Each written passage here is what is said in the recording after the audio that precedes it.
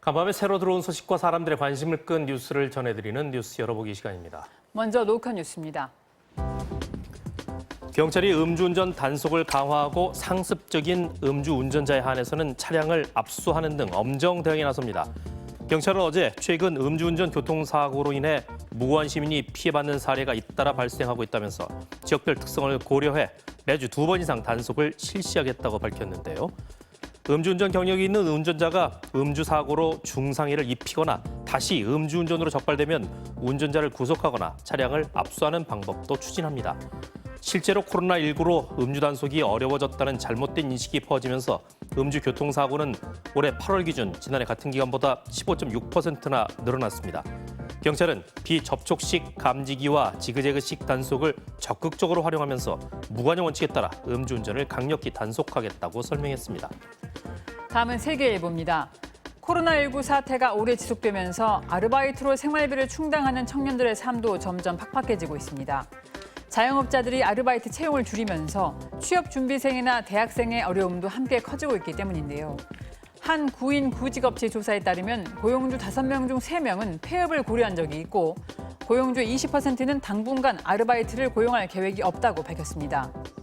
청년 노동조합 관계자는 자영업자를 위한 지원책이 없어서 아르바이트생에게 피해가 전가되고 있다면서 코로나19로 인한 고통을 사회가 고르게 분담할 정책이 필요하다고 조언했습니다. 다음은 한국경제입니다. 우후죽순 생겨났던 중소 마스크 생산 공장이 잇따라 사라지고 있습니다. 부직포와 필터 같은 국산 원자재 공급이 막히고 중국에 재고로 쌓여있던 덴탈 마스크가 우리나라에 대거 공급되고 있기 때문이라는데요.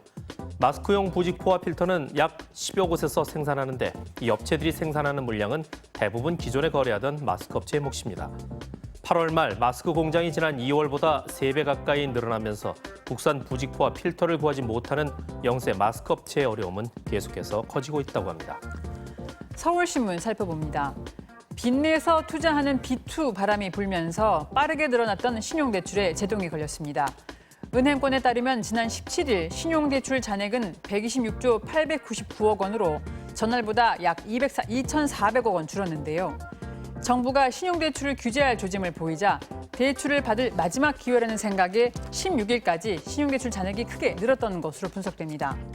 곧 은행들이 마련할 신용대출 관리 방안이 나오면 신용대출 규제가 시작될 것으로 보이고 은행들은 우대 금리를 낮추는 식으로 신용대출 총량을 관리할 가능성이 높다고 합니다. 다음은 경향신문입니다. 온실가스 배출량이 지금 수준으로 유지될 경우 2050년에는 일부 유역의 댐과 하천 제방이 4년에 한 번꼴로 범람할 수 있다는 연구 결과가 나왔습니다. 환경부 연구에 따르면 강수량은 21세기 초반과 중반에 걸쳐 계속 늘어나다가 21세기 후반에 17.7%까지 급격하게 뛰고 2050년경에는 낙동강과 금강의 홍수량도 지금보다 11% 넘게 많아질 것으로 전망됐습니다. 홍수량이 늘어나면 댐과 하천 제방의 안전성을 나타내는 치수 안전도가 낮아지고 100년에 한 번 범람하도록 설계된 하천 제방이 미래에는 4년에 한 번꼴로 범람할 수도 있다고 합니다. 끝으로 한겨레입니다. 11월에 예정된 국제수로기구 총회에서 전 세계 수역을 동중국해 같은 이름으로 부르는 대신 숫자 체계로 부르는 안건이 논의됩니다. 국제수로기구는 그동안 제작 지침서에 동해 수역을 일본해로 표기해왔고 1997년부터 우리 정부는 개정판에 꼭 동해 수역을 동해로 포기하겠다며 외교력을 집중해왔습니다. 하지만 일본이 끝내 우리 정부의 주장을 받아들이지 않으면서 국제수로기구는 아예 바다 이름을 숫자로 바꿔서 갈등의 소지를 없애겠다는 결단을 내렸는데요. 동해 표기운동을 주도해온 동해연구회는 한국 정부는 목적을 달성하지 못하고 이대로 끝내야 하냐는 질문에 답할 준비를 해야 한다고 밝혔습니다. 지금까지 뉴스 열어보겠습니다.